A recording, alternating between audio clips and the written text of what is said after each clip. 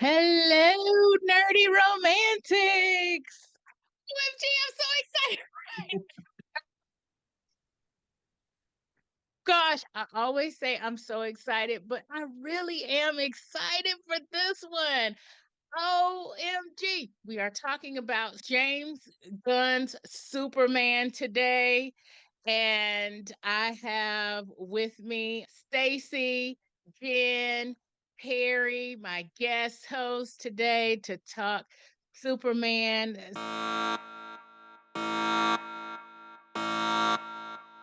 So everybody just lock in. This is going to be a really, really good discussion. This is the Nerdy Romantics Podcast, and I'm your host, YM Nelson.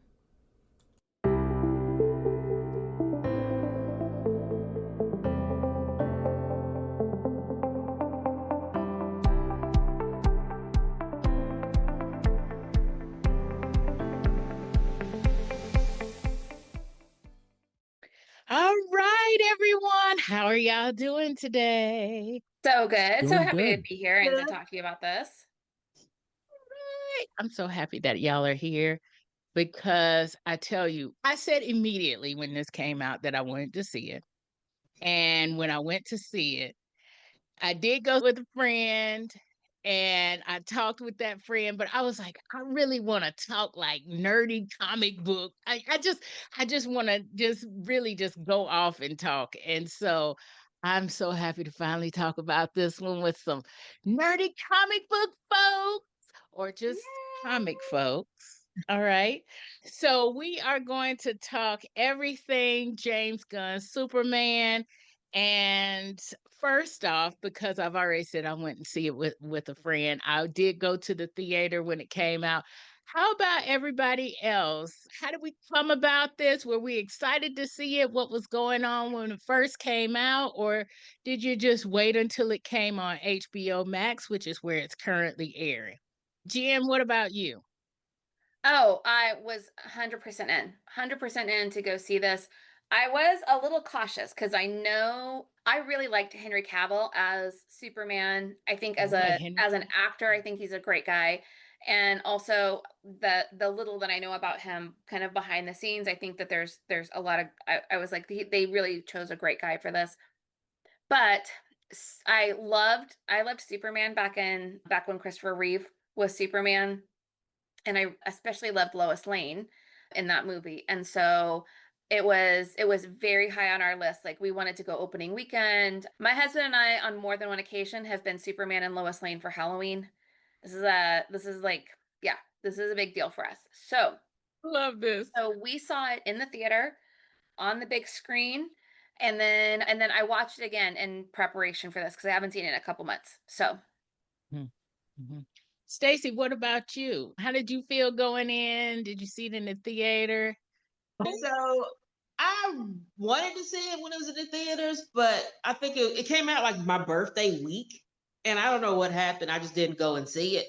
And then it just kind of dropped off my radar for the whole thing until we said that you were going to do this. And I was like, before you said that or mentioned it, I saw it on my Amazon Prime. Hey, Superman's going to be coming, whatever, whatever. And I was like, well, let me go ahead and see it. And I really forgot this podcast was this Friday because I wanted to kind of go back and see some of the previous Supermans. Like, I mean, I remember Christopher Reeve. I remember the other ones, but the one before Henry Cavill, that one, I was trying to see just the different versions that they've had over the years and compare that. And I was going to do that this weekend. It's like, oh, then I got the little notification that this was this one. I was like, well, I can't watch those other ones again. But I am excited about it. I was excited about it, but not like really overly excited. I wanted to see it because I remember Christopher Reeves. That was my first Superman experience, the music and the soundtrack and all that. So I was really excited, but I'll be honest, I have not been really excited to go into movie theaters for a while now. Yeah. Yeah. But when it did come out and see it on my TV, we can go about how we thought of the movie in general, but I watched it on my TV and I didn't go to the movie theater to watch it. mm-hmm. Perry, what about you? Did you go to the movie theater? And how excited were you to see this? And was this on your radar? It was definitely on your radar. What am I talking about? We talked Yeah, about it as Superman and Lois. You were like, "Are you going to see this?" I was like, "Okay." I think I may have already seen it when we did that at last episode, if I'm recalling the timelines correctly. Yeah, yeah. No, we did it. It was like just before it came out. Yeah, but as you know, I host my own superhero podcast, and Superman's my favorite character. I'm a frequent guest on a Superman podcast, so I was totally on board for this, and I love James Gunn.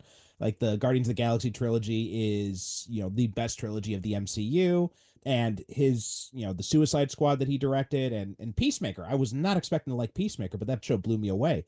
I still got to see the new season actually because it just finished. So when they announced that James Gunn was taking over and like rebooting the DC movies, I was so psyched because I thought you could not have gotten a more perfect person. And when the first trailer came out and we saw the first images, I'm like, oh, he's not doing the we're gonna make this ground and everything. He's leaning full on into the comic booky wacky sci-fi stuff. And I saw it in the theater when opening night, went to a late showing, and I loved it. I've seen it like 3 or 4 times since then. Not only in theater one time, but since then I've seen it like 3 or 4 times on VOD. And yeah, amazing. I loved it. When you went to see it in the theater for that, was it packed? Not really, because there's the Japanese theaters, there's not a whole big showing for Western movies, like they're at least not in my area. Right. So it wasn't packed. There was a decent amount of people there for a late showing though, but I wouldn't say it was packed. Yeah, I've always wondered, like, culturally, like, what the theater experience? What's the difference? Well, one And of the then, big differences is that in Japan, the audiences, they don't react at all. Like it's so quiet you can hear a pin drop. So the only exception was Avengers Endgame, when Cap shouted Avengers Assemble. That was the only time I could think of when people reacted in a movie in Japan. wow, oh my gosh, it would be crazy if they went to. I'm not gonna. No, this is not a stereotype or anything. But when my family and my friends get together for a movie, that's all I'm gonna say to that. But anyway, let's actually get into the movie. Perry, you mentioned and yes, we have our Superman shirts on here. But yeah, Perry, you mentioned, James Gunn getting into the whole comic book kind of feel of it. And that's kind of how I felt as well, even though everybody knows I say this on every superhero thing that we do. I consider comic books canon, and I've watched a lot of animated stuff, but I am not a comic book reader. So, there's a little bit there's a little bit of disconnect there, but not a lot of disconnect. But I do remember thinking when I first saw it, I think, the whole comic book kind of feel was coming out of it. And seeing Superman Mhm. in the blue, the real that with the logo, it was giving me, even if I didn't know the comic books, I knew that he knew the comic books and that he was coming from a place of reverence for the comic books. Did you feel that way? Or, did we all feel that way? How did we 100%. feel? Yeah. Yeah. Yeah. And And so go go ahead. ahead, Stacy. No, go ahead, Well, Stacy. I never read the comic books, but when I saw this version of it, it brought me more to the Christopher Reeves version of That's what I Superman was thinking versus too. anything else. And I thought it felt more, I guess, wholesome looking. Yes. Before I even watched it, I was like, okay, it looks brighter. The other one was truly, the other ones in the past, not saying they were bad, but they were like, it's a dark, dirty world. And Yeah. and this is Superman. Versus this one seems more lighter, brighter. It made me feel like it more of the Christopher Reeves, like back when I was a kid, kind of a thing.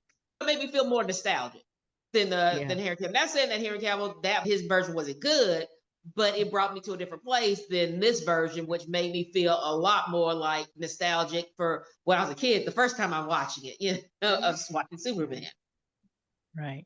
Yeah. Jen, you also mentioned Christopher Reeve was kind of your first experience. Did you feel the same way, or No, I how did totally you agree with feel? what Staci is saying. Is that I feel like we kind of harken back more to that time of that type of Superman, where the Henry Cavill and the Justice League movies we've had in the last few years, they went to a really dark place and dark and brooding in ways that were, it was fine. It was fine. Like I said, I enjoyed them. I enjoyed them for what they were. But this one sort of brings us back around to the light and bright again. There are so many shots of the blue sky. It's a very blue, blue, blue. When he's flying through the air, the clouds are beautiful. There's just something there's very pretty. The sky is really pretty. Yeah. So yeah, and I had the same kind of feeling too about, I was very excited for it to be in the hands of James Gunn. I really loved the Guardians of the Galaxy movies, and I felt like that was a property that I knew absolutely nothing about. Nothing. I'm also not a comic book reader, but I loved that he made something that was kind of unknown to a lot of us into something that was super fun, super identified with the characters. So I was very interested to see what James Gunn was going to do with the Superman property and where he was going to take it, especially as he's like completely relaunching the whole DCU and where that's going to go. So we'll see what happens. Yeah. Mhm. Eerie, if you can piggyback on that and also bring in kind of what you thought from a comic book perspective of what you saw, and Yeah, the James Gunn yeah, kind of feel that. I'll totally co-sign all of that. I mean, my thoughts, the Snyder films with I thought, first off, Henry Cavill got robbed. I think that's something we can all acknowledge, because We do. Yeah. he wanted to play like the more hopeful Superman, and he was hoping to get to that point, and he was just never gotten the opportunity to, and then he got used as a pawn in Dwayne Johnson's power play for control over and it was just, I think he could have done it. Right. In the Josh Whedon cut of the theatrical cut of Justice League, we saw like these brief flashes of what he could have done. And if you've seen him in other movies like Man from Uncle or Ministry of Ungentlemanly Warfare, like the dude oozes charm. So I think Yeah, he he could have done a does. really Yeah. great job. So I feel really bad for him. Even But in The Witcher, when he's supposed to be grumpy in The Witcher, he's amazing. He's hilarious. He's a charmer. And yes, he could have done it. yeah, Yeah. I agree. I'm hoping he gets James Bond now, but that's another story. But with this, yeah, it definitely harkened back to Christopher Reeve, to also the comics, which was a much more hopeful version. The idea of this guy who just wants to do the right thing. And the thing about Superman is you can modernize Superman. You can put Superman in a dirty world, but you shouldn't have the world dirty up Superman. Superman should be that beacon that shines in the darkness. And I think that's what this movie really brought out.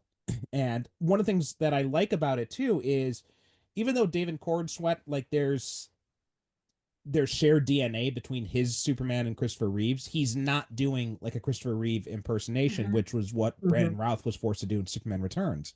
He is doing his own version of Superman, and it's a more human version of Superman, right? This is a Superman who makes mistakes, who, loses his temper, who, and if I have one criticism of Christopher Reeve's Superman, it's that he was too perfect.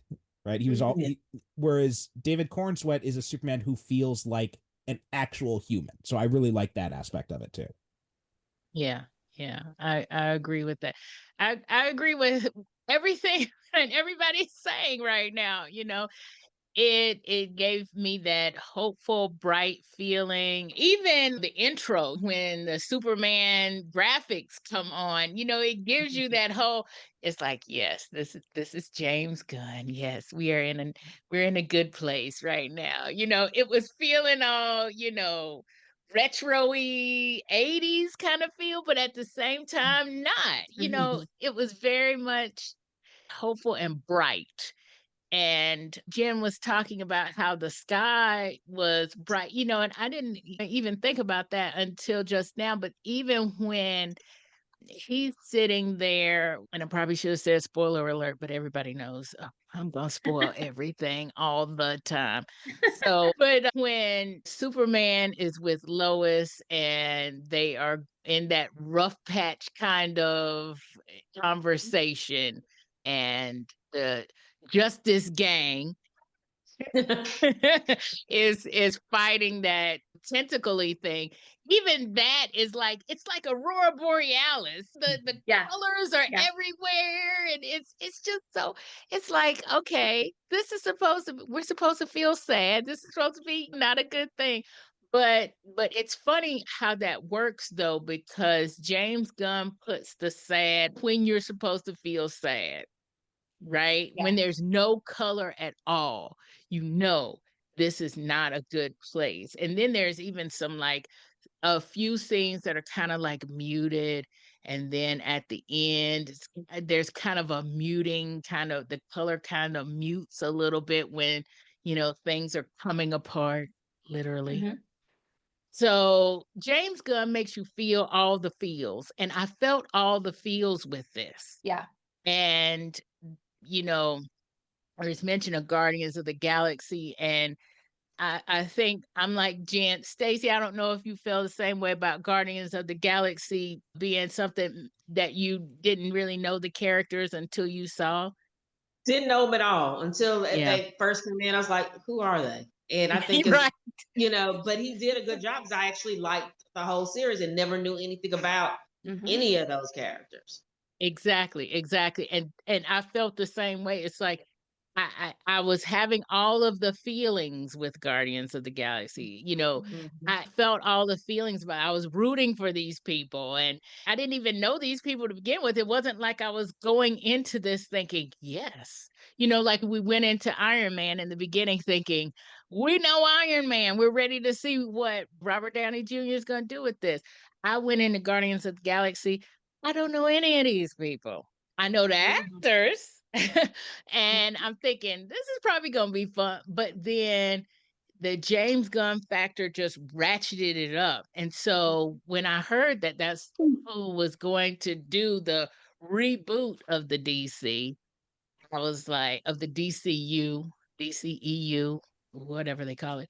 When he was going to do that reboot, I was like, I'm going to miss him from Marvel, but I'm ready for this. This is going to make me like DC, whereas before I kind of liked it, but I liked it because I wanted to see what they were going to do with the characters. But Yeah. I agree that everything was a little bit darker. And Mhm. now James Gunn has brought the light, and I'm ready to see where this goes. But one thing that, and y'all, I'm throwing this at you, and you didn't know that I was going to say this, but one thing that I noticed that he did not do, even though I felt, and Perry, you could correct me on this, I felt this was really close to the comics, especially with some of the things that were brought out. One thing that he really did not do, that some people were just like, why didn't he do it, was tell us this origin story. We got 5 minutes with some words at the beginning before we actually see Superman. But we Mhm. didn't get that origin story told over again. We didn't get Smallville in a big way. We just got a visit to Smallville, and we didn't get any of those other kinds of, we even got Lex Luthor in a different way than we usually do. So, Harry, what did you think about that? Because I know some people who maybe have a limited kind of feeling about Superman were just like, why didn't we tell the origin story? And I'm thinking, we didn't need to tell that. But what did you think? There are 3 origin stories that we never have to see on film again: Superman, Batman, and Spider-Man, right? We know all 3. And like my mother is like 70. She has never read a comic book in her life. She has never sat through a Superman movie. She's never sat through a single episode of any Superman TV show. She knows Superman's origin, right? This is like encoded into our cultural DNA at this point. If you don't know what Superman's origin story is, you must be like, have grown up on an island somewhere isolated. Exactly. And so Yeah. that's why, that's why I'm glad that it didn't start that way. Stacy, what did you think about that? And are we glad how it started? It Are we wasn't. I have to agree with glad her. what? It's not needed. It was not Yeah, needed at all. If you don't know by now who Superman is, I mean, it didn't need all that. We already know Superman came from a different planet. I mean, who does not know that? And if yeah, they don't, you got a little blurb about it. You don't have to waste all that time to go over his origin story at this point. Now, when we were watching like Christopher Reeves back in the day, because that was what, the 80s. I yeah. can see 70s and that 80s, maybe. something 78. like, I mean, Yeah. what was a pair make me feel old? Say that again. 78. And no, I didn't see it in the theater. So there. I mean, yeah. So, but I remember seeing it. Maybe not in theaters, but I remember seeing it. Mhm. And okay, most definitely not in the theaters. I don't remember seeing it, but I mean, you remember it. And but every movie that they've had, they show that. And then not even just the movies, they had the TV shows, and then they have Smallville. The whole thing was about when he was there in Smallville. You really don't need that. And because of time constraints and all that, I would rather go into the meat of the movie than regurgitate something that's been done, just so many times already. And Mhm. I think that would be a waste of time if you're going to show that original again. I'd Mhm. rather you go with the story. I don't need to see how he came. We already know because there was already Smallville, there was Krypton, there was a whole slew of stuff about the Yeah. early days or how he got here. Yeah. Yeah. And, which makes me wonder why in the world people are like, because we know this story, why in the world are people like up in arms because we mention in this, one of the themes in this is that Superman is an immigrant. So that's one thing that was really brought out in this particular version of Superman is that he's an immigrant. And people are just like up in arms. And I'm thinking, but you know the origin story. I mean, They didn't even change the origin story. His whole origin story would make him an immigrant. So I'm Not not just an immigrant, a refugee. He is a literally a refugee. refugee. Yes, a refugee exactly. because his planet destroyed. So why I didn't see it when it came out of theaters, but I did hear about that, and I was like, they need to change the canon of the story. So why are y'all upset? And I mean, I just have to think about what's going on in the world. That's probably why. Yeah. But the thing is, they hadn't changed the story. They never changed it. He was always an alien that happened to land in America. That was it. That's Right. his whole story. We've all known that. If you know the Superman story, then you know that's what he did. That's what happened. So why get upset unless you? Well, we know why. So I keep know, on. yeah. We know why.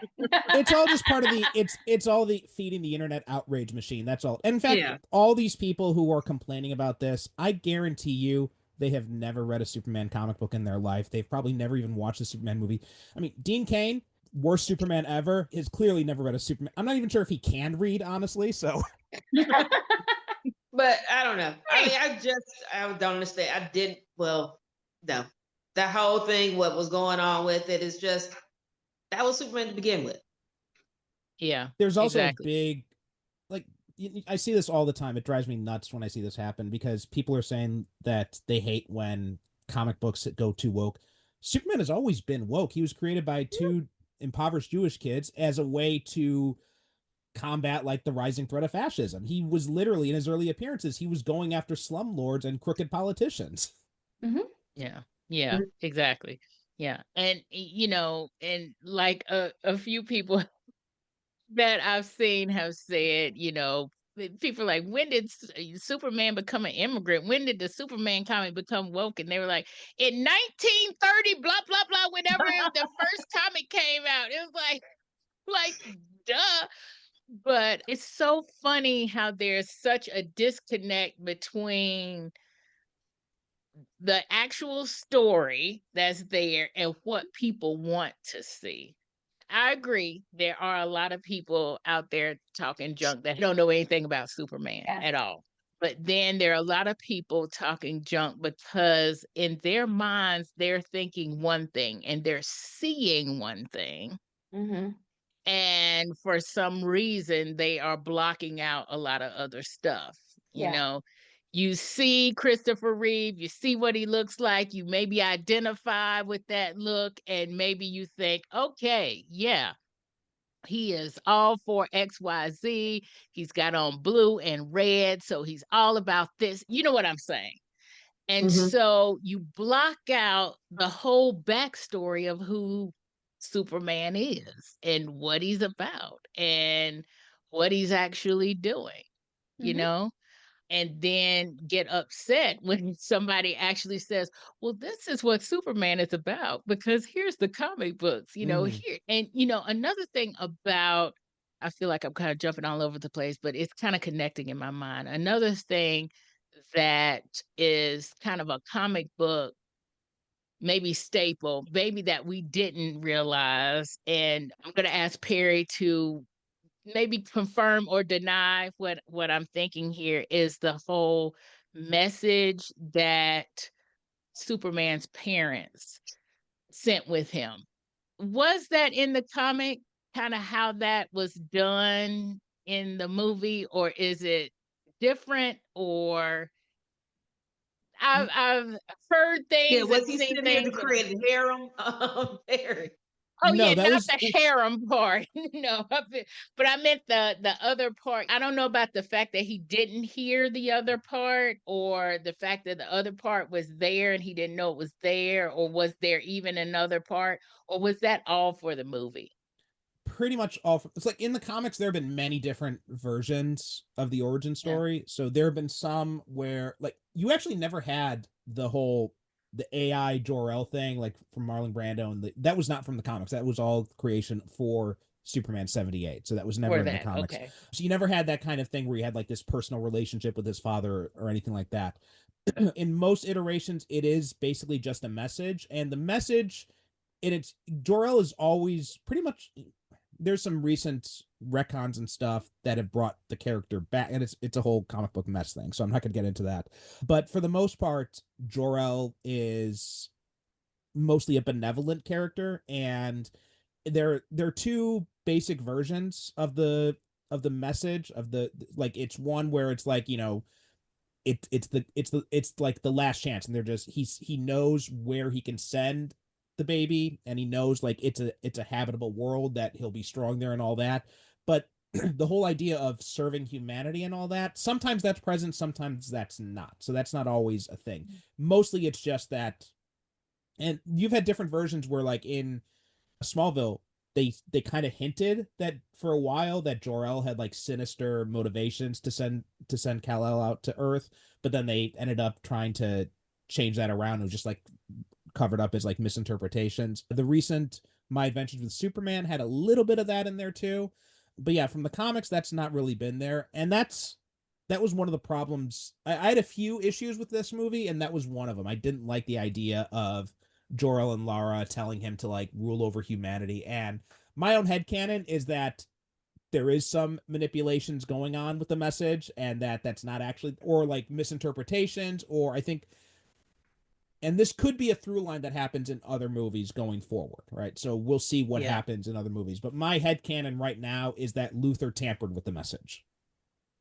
Okay. Yes, yeah, that's kind of what I felt as well. And to me, it also kind of goes with the narrative of kind of what they're doing by bringing in the Luther bots The talking, engineer. right, and the engineer, but also the bots online that are, We're trolling Superman. yeah, right, and doing the hashtags and all that stuff, actually showing how misinformation can create fear. Mhm. Mhm. And I think kind of that's part of that. And you mentioned AI, so there's a whole Honestly, that is 100% where I thought they were going.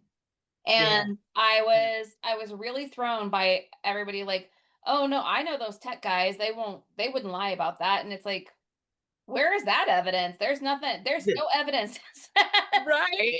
Yeah. There's no reason to believe that to Then be Mr. true. Terrific said it, and I'm There's like, no- oh I no. know, I was like, Mr. Terrific, you of all people know that is absolute crap that's coming out of your mouth. No, there's no such thing as like, well, we know this to be true. No, until you have the actual file in your hand to decode it, then you might have some version of that. But so for me, like, speaking of some of the problems that I had, that was one of them, is that I felt like they were setting us up to get a misinformation storyline, and that's not where he was going. And because he wasn't going that direction, I felt like that interpretation of the video from his parents was created so that he could have a conversation with his Earth dad about, you get to choose who you are, right? Plot And device. I feel like that was the solve to get to that conversation. They had to create some sort of, you choose who you are. And that bothered me. I didn't like that sort of triangulation of that, because there's lots of ways that you can make Superman into a bad guy, and change public opinion about him. I thought they might be going there with damage. There's a few times when it's mentioned, oh, that was probably $12 million of damage. You have the big, whatever that creature was. I don't think it ever got a name, but the big creature that is like stumbling around the city, and the thing. It looked like Stitch. yeah, It it looks kind of like Stitch. Like It Stitch did. hasn't showered in a month. Is kind of what that looked like. So I thought, yeah. So we had that, and so then the news, the news that's like in the little corner has a little conversation about the dollar amount of damage, and then how the city is broken, and this building got broken, and and kind of the superhero damage cost and insurance rates or something like that is going to come up more so than, yeah. So it kind of took a weird turn for me, especially with the whole, like, have a bunch of wives and, like, make sure that our Right. I'm like, that Repopulate the got weird. Krypton here on Earth. That What? got super weird. Yeah. Yeah. Yeah. It's Superman's version of the Epstein files. Oh my God. Ooh. Well, Staci, tell us more about what you think. Well, no, I was just thinking that I want to ask, like, for prepared, when did they start filming this? Because I want to know, like, when they filmed it and then when it was released, and their expectation of what was going to be happening in our world at that time. And they may have been like, oh, we didn't expect this. I don't know. But when watching this, and also like the whole thing about the misinformation about Superman, I was like, okay, I don't know how you can make this not political or somewhat about what's going on here.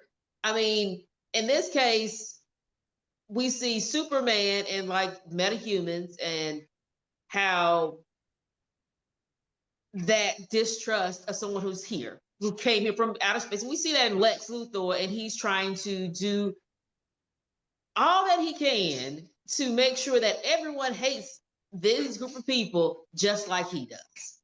Mhm. And I mean, I don't know.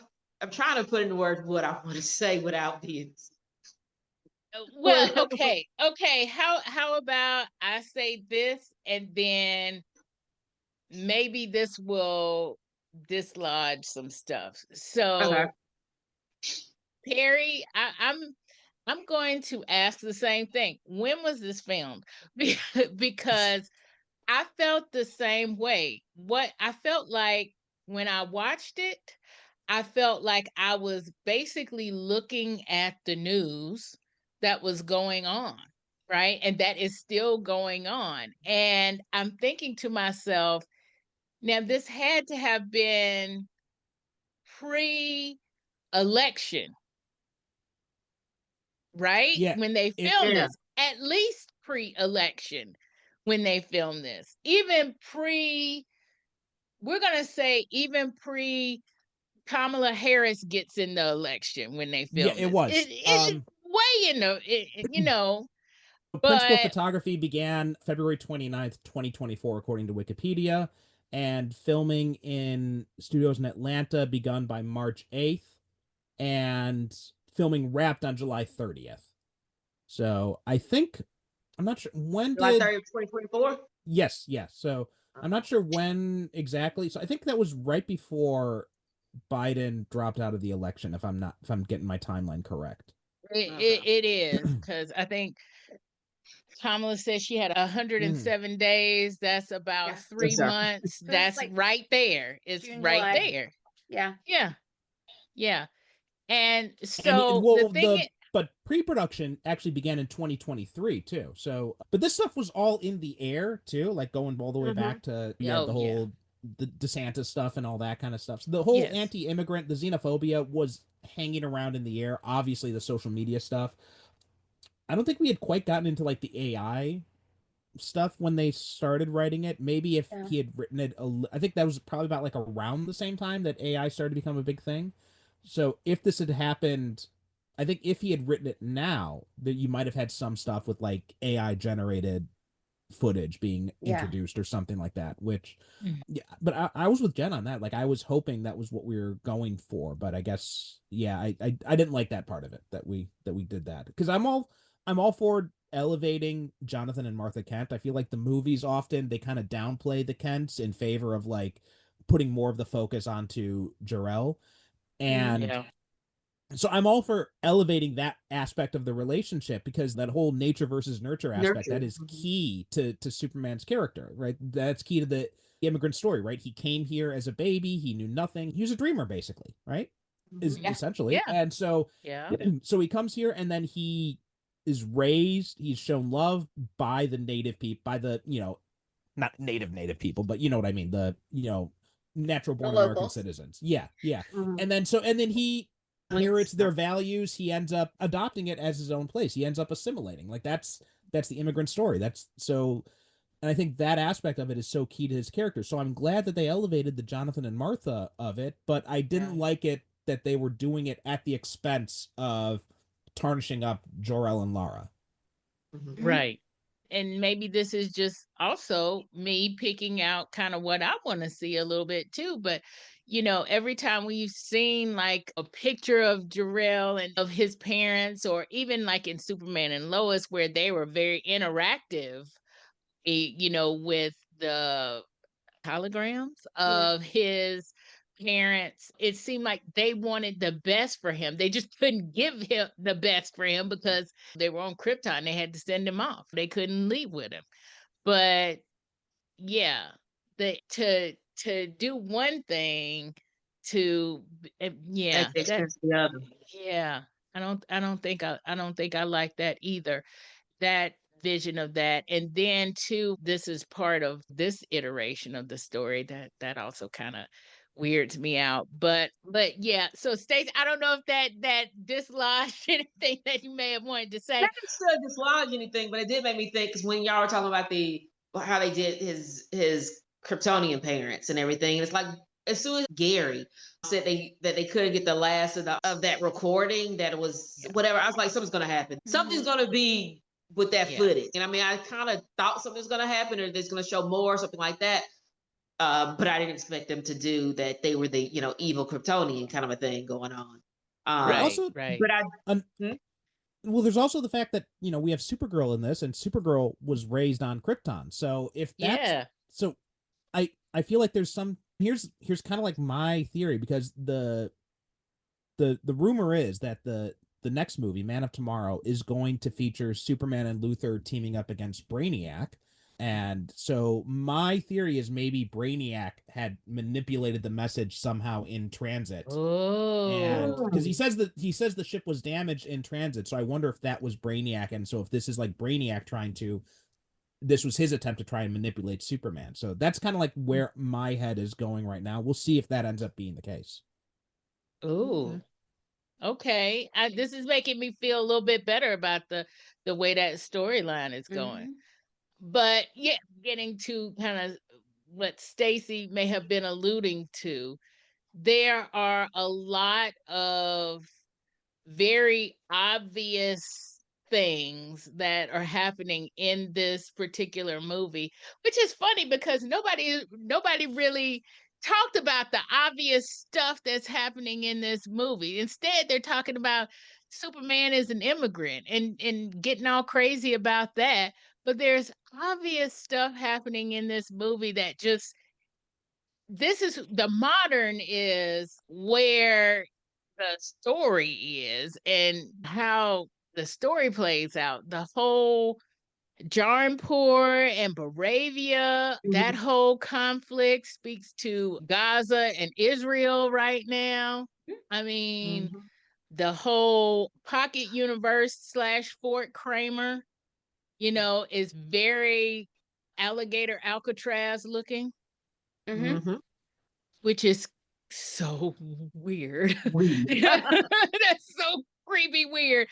The raptors swooping in on cities is very much like what we're seeing now in Chicago and Portland. Is, were y'all as weirded out by this as I was? And I think this, Stacy, this may be where you're going. Were you weirded out about this as I was? Really weird. That's why I was wondering when when it was actually, being produced and created. Because it's like some of the stuff is happening that's to me so similar. In a way, it's like, what did they do? I mean, what did they actually see? Because it's just some of the things that are happening now, and we're seeing it, a movie version of it in a way. Yeah. And just to kind of backtrack a little bit about them not showing his origin story, which I was glad of. I'm glad they skipped over a lot of stuff that they had in the previous version about him and Lois, and spoiler, they already together and she already knows who he is. And I'm glad they skipped over that, because usually when they show that in earlier versions of movies, it's like half the movie, him trying to hide that from her, and we don't need all that. So we kind of went straight into what for previous movies would have been like the center of the movie to the end, and we started with that at the very beginning. But I mean, it's just to me that the whole concept that kind of still going back about that of him being woke, just that just still bothers me. I mean, every time I think about it, it's like that was his origin story, that he came here from someplace else. And the fact that it was how he was raised that he became the person he is. And I always thought that they always concentrate on his Kryptonian family, but I did like the fact that they talked about his parents here. Now I can't remember the name of the parents. I should know those right off the back of my head. Jonathan and Martha. Jonathan and Martha. And I was like, why, I always thought that they always kind of, in the movies, they kind of glossed over them in a way. And they did kind of gloss over them a bit here. And they made them ultra wholesome. But I like that about it in this movie, because the whole movie was wholesome. But I like the fact that they kind of showed where he came from in that sense, and that he was a regular kid, but not concentrate the whole movie on how he was an outsider because he could do all this stuff. They told him he couldn't do it. But when you saw his room, he had the posters on the wall. He had little awards for whatever. You could tell that they treated him and they raised him like he was just a regular kid. And the fact that he became Superman raised here versus if you watch Brightburn, it didn't become a little monster in Brightburn, which is the dark Superman, the darkest Superman movie kind of a thing. If you ever watch that. And Gunn produced that, by the way. Oh, really? I didn't know that. Oh my. But Wow. Brightburn, you like seeing that, what Superman could have been and how he is, it is really a big difference. If you haven't seen Brightburn, you should see it just for that. But I mean, I've really just all the things that you said that's happening, like when we saw the trolling of Superman, his conversation with Lois, basically interview him like she would interview anyone else, and how he became defensive about certain things. What I'm supposed to do, and it's like that's the whole thing. You can do this. You're doing, she wouldn't say he was doing the wrong thing, but the fact is that he was making decisions about what's happening all in the world without anyone's input, and how that is a slippery slope. Like, we know that he's doing a good job, but at the same time, at what point could it be that he's going to go down a dark path? I mean, we don't. It's Superman, and hopefully it's good when we won't get that. But at the same time, how easy it is for someone to slip and slide with all that power. Yeah, exactly. And I may have Exactly. gone all off topic now. I'm just talking. No, it's totally fine. But you say something too that makes me think. On the other side of that, Lex Luthor was given all of this power and had a warped vision of what to do with it, and then wanted to take some more power by taking half of Darnpour to be his own and things like that. And two, him with the whole pocket universe makes me think about how when people take power and Put them in jail they without due don't process. right, exactly. Put them in jail without due process, but also how they don't know what they're doing. Because when Mr. Terrific goes in and he says, "Oh, who created this pocket universe?" and they don't know what they're doing. And it's like, it also makes you feel like we need to have people who know what they're talking about as well. If you're going to be given power, you need to also kind of know what you're talking about, because a lot of stuff is happening here, and it's because people have power, like Lex has this power, but is using it in ways that really you need to be more educated to use this, right? You shouldn't be putting people in a pocket universe just because you didn't like what they said, right? You know, but yes. And then too, some other things that were kind of happening that were just weird when he got arrested and he was like, "Are you going to read me my rights?" Didn't get his rights read because we didn't feel like he needed rights. So, all of this is kind of going through my mind. And I'm kind of thinking, whoa, Mm-hmm. this is I think really I weird. do And think but that part. nobody said anything about it, right? Do we see what's that? But nobody said anything about it. Said they want to say some stuff about him being woke. And I'm with you, Stacy. That was what was making me angry. I'm like, now how is this even something that we're gonna rage bait over? Why Okay, are we so putting rage bait out over this when so there's I so much think other stuff? I think so. The rage bait is, I think, exactly the right terminology. This is just me. I do not have data or anything like Okay. that, but I think that they chose a couple of keywords that would inflame people, and there were some bots that sort of helped to amplify some of that messaging, that especially about the word immigrant. And because we've seen that happen in other situations where something, you feel like something's really really really blown out of proportion.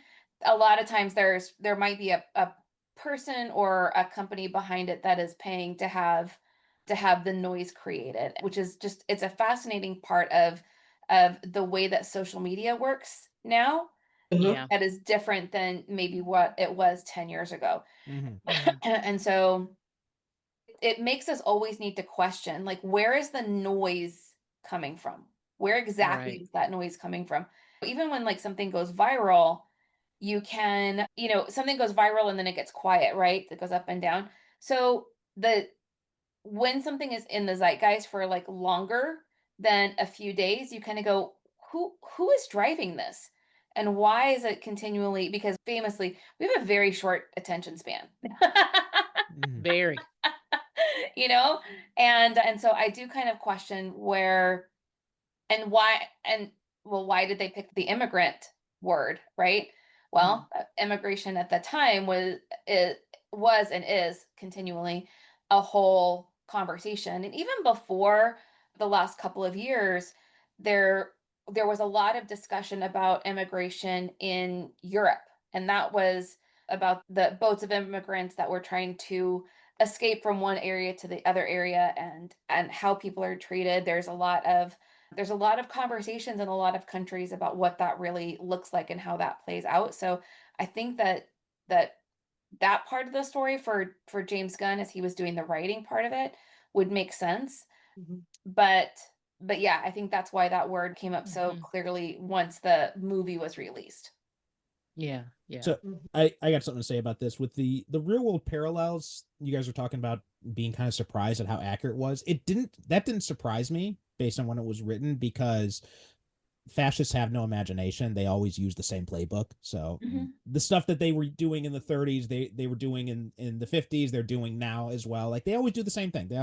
It's the same song and dance, right? It's always like, extrajudicial prisons, not reading your rights, stormtroopers swooping in, demonizing immigrants and all that. It's the same tired old. They have no imagination, which is why all their media sucks. And that's what we're looking at here.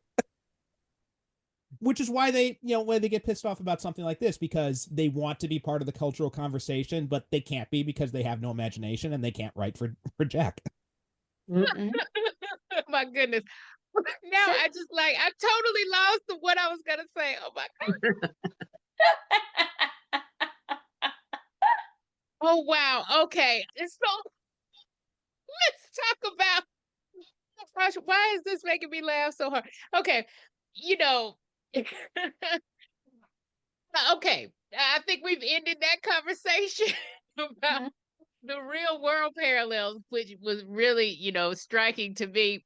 But you're right about that. It very much feels like, exactly like what we've seen before, just in a different iteration. It's Mhm. just funny how close the Mhm. time, the timing, I guess, Mhm. is what really got to me. But that was one thing that made it real. But another thing about Superman that made this really good and it really real for me is something that Stacy mentioned a little bit earlier about, one thing that I'm glad that they didn't do was the whole Lois and Clark, and then Mhm. Lois and Superman, and then them getting together. They're already together.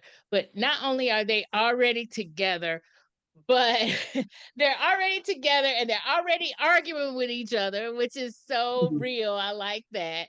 And also they're also kind of hiding it, but not really hiding it. So that's the other kind of Mhm. thing Mhm. that goes around, is that, who knows that Clark is Superman, and who knows that Lois is with Superman, and who know, because there's this whole thing kind of throughout, right? And Mhm. then Guy Gardner, the Green Green Lantern. Lantern that's here, just basically spilled the beans to somebody that he didn't even really know if he's doing. Okay, I have a question. This probably is for Perry because of the comic books and everything. His glasses, maybe I missed that, but was it always been hypno glasses? Okay. This is Oh, the another problem I hypno had with the movie. glasses. Yes. Okay, I'm gonna Yeah, get and started I now. don't think that's, yeah. Go ahead, No, Perry. it is from the comics, actually, okay. but it was like from like one comic story that's no longer in continuity anymore. So the hypnoglass, it was like this idea that they came up with, and it was used like one time, and it was never really used after that. Mhm. And so, like, for Okay. the most part, in most modern versions, like, it's not hypno glasses or anything. It's the whole performance as Clark Kent, right? The greatest special effect in Superman the movie was when Christopher Reeve changes from Clark to Superman in that one scene in Lois's apartment, right? He takes off the glasses and he like straightens up and his voice changes, and you can see him physically transform in that moment. Then when you see that scene, Yeah. you're like, oh, now I see why this disguise works. Mhm. So It's a they did, personality yeah, change it's a more personality change. than Yeah. It's what we see. Yeah, right. yeah. It's not just the glasses. It's It's everything. It's perception. the perception. Like he wears like suits that are like two sizes too big to make him look smaller. He hunches over. He speaks in like in a higher register and all this kind of stuff. So it's all that working together is what creates Clark Kent. So the hypno glasses thing, I hate that. I hate it. I Mhm. hate it. I hate it. But I have a headcanon for this as well. Like, my headcanon is that, because like everybody, like every Superman fan knows, you're always going to get people who are going to be like, how do the glasses work? How can people, nobody know? And it's like, all right, here we go. I have to explain this again and again. And so I imagine in my head canon, I'm imagining like Superman explaining it to Guy, and Guy constantly asks, but it's just glasses. How come nobody can tell? and then Superman just getting exhausted and just being like, actually, they're hypno glasses. And then Because Diaz that's like, what I and heard. then, I was like, him, then Guy later, Gardner, I imagine him telling Lois, he's like, so look, he's like, you won't believe what happened today. I was hanging out. I told him about it, and he was like, and he was not buying the glasses thing. So I told him it was hypno glasses, and he bought it. So that's my headcanon for it. And that because Lois even kind of like rolls her eyes when he mentions the hypno glasses. So my headcanon is that this is a joke. Superman played on Guy, and Lois is just going along with it. Which is good because Guy is such a jerk. And Anyway, I imagine, Guy Gardner is someone who would buy that. So I totally imagine he that's the totally headcanon. would. Yeah. He totally would. I mean, oh gosh. We will continue this discussion on our next episode. Make sure you're subscribed to Nerdy Romantics Podcast wherever you get your podcasts, and visit nerdyromanticspodcast.com to subscribe to our newsletter, where you can get show notes directly in your inbox. Thank you for listening.